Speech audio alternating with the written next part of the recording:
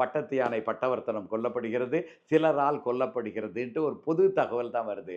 அது கூட அந்த 5 படை வீரர்களும் பாகனும் படை வீரர்களும் இறந்து போனதும் செய்தி வந்த உடனே, புகழ்ச்சோழன் என்ன நினைக்கிறான்னா, வேறு மாற்று நம்மளுடைய பட்டத்து யானைய கொல்றதுக்கு யாருமே வரக்கூடாது. நம்ம நாட்ல இருக்க மாட்டாங்களே! இப்ப அண்டை நாட்டில இருந்து யாரோ பகைவர்கள் வந்து படையெடுத்து ஒரு சிறு படையோடு வந்து இவ்வளத்தையும் செய்து விட்டார்கள். அப்படின்னு நினைச்சுட்டு இவரும் ஒரு பெரும் படையை திரட்டிக் கொண்டு சோழ நாட்டு பெரும் படையாக இருக்கிறது.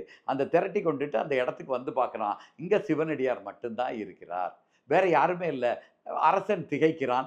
பட்டத்து யானை பட்டவர்த்தனம் கீழ இறந்து கிடக்கிறது. பாகர்களும் இறந்து கிடக்கிறார்கள். அந்த காவலர்களும் இறந்து கிடக்கிறார்கள். இத பார்த்துட்டு இந்த சிவனடியார் இந்த செயலை செய்திருக்க வாய்ப்பே இல்லை. யார்ட்டயும் எந்த கேள்வியுமே கேட்கல. இந்த சிவனடியார் கையில பரசு வச்சிருக்கிறாரு. கையில பரசு வச்சிருக்கிறாரு. அந்த பரசுல ரத்தம் தோய்ந்து இருக்கிறது. அப்படி இருந்து பார்த்த கூட சிவனடியார் நிச்சயமாக, உறுதியாக எந்த தவறும் செய்திருக்க மாட்டார். அப்ப தவறு யார் செஞ்சிருக்கிறா? நம்ம யானை செய்திருக்கிறது, பாகர்கள் செய்திருக்கிறார்கள்.